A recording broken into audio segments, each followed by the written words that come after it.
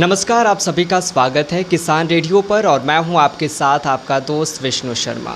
दोस्तों, आप सभी को बता दें कि आज पूरे विश्व भर में अंतर्राष्ट्रीय बेटी दिवस मनाया जा रहा है और इस अवसर पर अभी हमारी टीम पहुंची हुई है बस्ती के महिला थाने में और हमारे साथ महिला थाने की incharge madam doctor Shalini Singh हैं। मैम, सबसे पहले तो आपका बहुत बहुत स्वागत है किसान रेडियो पर। Thank you Vishnu. Thank you ma'am. सवाल की शुरुआत हम करेंगे सबसे पहले मैम आपकी स्ट्रगल स्टोरी से कि आपकी जो यह स्टोरी है स्ट्रगल स्टोरी की कैसे आपने अपने इस पद तक पहुंची, इसके बारे में हमारे श्रोताओं को बताएं। हाँ, ज़रूर। आपके श्रोताओं को मैं बताना चाहूँगी कि मैं बलिया को बिलोंग करती हूँ और मेरी तमाम एजुकेशन ग्रेजुएशन से लेके पीएचडी तक मैंने बीएचयू से किया है। मैं संस्कृत से पीएचडी हूँ और 3 टाइम नेट क्वालिफाइड हूँ जी। 2003 में मैंने पीसीएस दिया था। तो चूँकि पुलिस शुरू से ही मुझे पुलिस की नौकरी का एक क्रेज़ था कि मुझे पुलिस जॉब करना है, तो पीसीएस में जब मेरा सिलेक्शन हुआ तो मैं उसमें डिप्टी एसपी में नहीं हुआ था मेरा, तो फिर मैंने उसको नहीं किया। उसके बाद मैंने एयरफोर्स में दिया था देहरादून जाके फ्लाइंग ऑफिसर के लिए, तो उसमें मेरा सिलेक्शन हो गया। फिर मैंने उसको ज्वाइन कर लिया और इसको छोड़ दिया था। जब मैं बीएचयू में थी, मैं एमए कर रही थी, तो उसी दौरान ये फॉर्म निकला था सब इंस्पेक्टर का। तो मेरी फ्रेंड्स थी, उन सब ने भरा, तो मैंने भी घूमते फिरते भर दिया कि चलिए मैं भी भर देती हूँ। पुलिस की वर्दी का क्रेज़ था जिसके लिए मैंने पीसीएस को भी नहीं वो किया और मैं पीएचडी थी, ट्रिपल नेट हूँ, तो बहुत ढेर सारी जगहों से मेरे लिए कॉल लेटर्स आए थे, लेकिन मुझे था कि नहीं, मुझे पुलिस जॉब ही करनी है और कुछ करना है, तो इसलिए मैंने पुलिस जॉब। और बाकी लाइफ मेरी बड़ी स्ट्रगल वाली रही है। 10 साल हॉस्टल में ही रह के पढ़ी हूँ जी। मैम, हम आपसे जानना चाहेंगे, जैसा कि आपने बताया कि बचपन से ही आपको पुलिस ऑफिसर बनना था, तो आप किनको देखकर मोटिवेट होती थी कि मुझे पुलिस ऑफिसर में ही जॉब करनी है? एक्चुअली किसी को देख के मैं मोटिवेट नहीं होती थी। मुझे ये पुलिस की जो कैप थी, पी कैप, जिसको मैं अभी भी लगा के बैठी हूँ, तो ये कैप मुझे बहुत अच्छी लगती थी। और जब भी मैं देखती थी, बचपन में हम लोग एक कॉमिक्स पढ़ा करते थे जिसमें एक इंस्पेक्टर विजय करके हुआ करता था। तो जो बाइक से जब वो लेके आते थे, टोपी लगा के आते थे, तो वो हैट, ये पी कैप मेरे को बहुत अट्रैक्ट करती थी और मुझे मन करता था कि मैं भी ये कैप लगाऊंगी, तो इसलिए मैंने इसको ज्वाइन किया। मैम, आज पूरे विश्व भर में अंतर्राष्ट्रीय बेटी दिवस मनाया जा रहा है, तो इस पर आपके थाने में बेटियों की सुरक्षा के लिए किस तरह के कदम उठाए जा रहे हैं? जी, पहले तो बेटी दिवस की सारी बेटियों को मेरी तरफ से ढेर सारी शुभकामनाएं। और बेटियों के लिए कोई एक दिन निर्धारित नहीं होता है। मेरा मानना है कि बेटियों के लिए तो हर दिन ही बेटियों का है।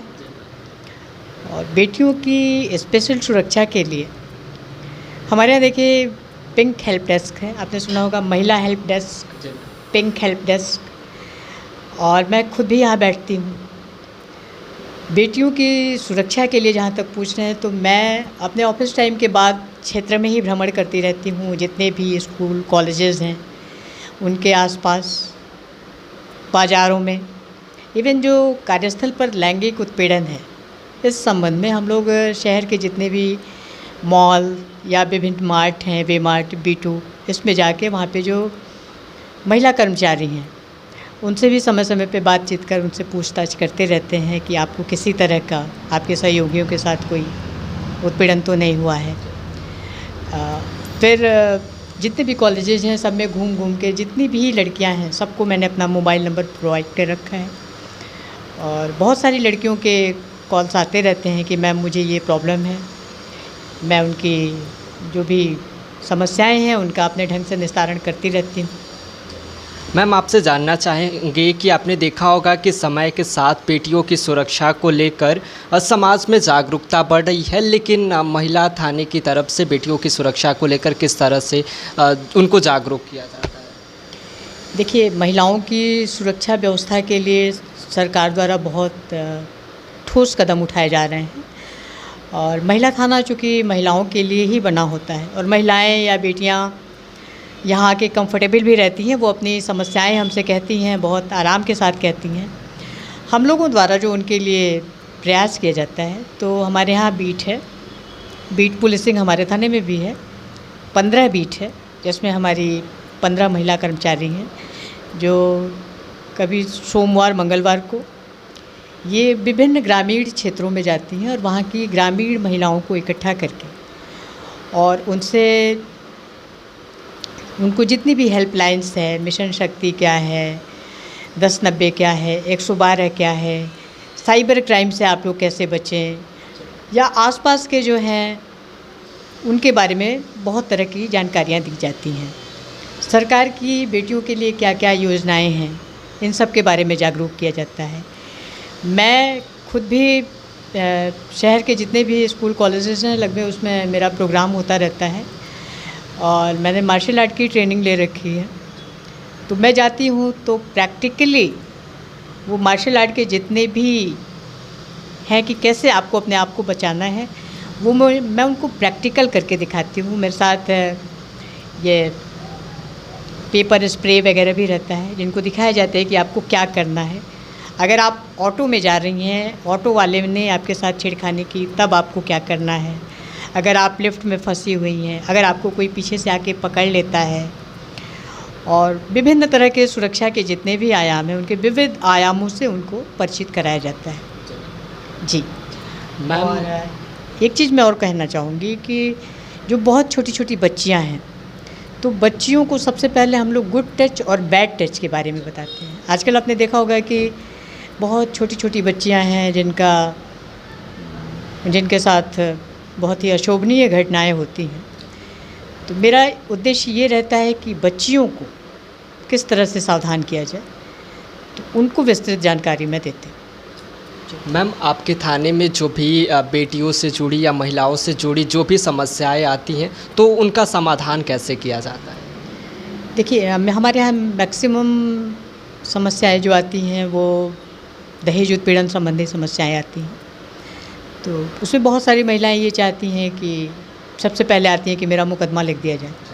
तो मेरा मानना है कि पहले दोनों पक्षों को बिठा के हम लोग अच्छी सी काउंसलिंग करते हैं और मेरा प्रयास ये रहता है कि बेटियों को जोड़ने का प्रयास किया जाए, तोड़ने का नहीं।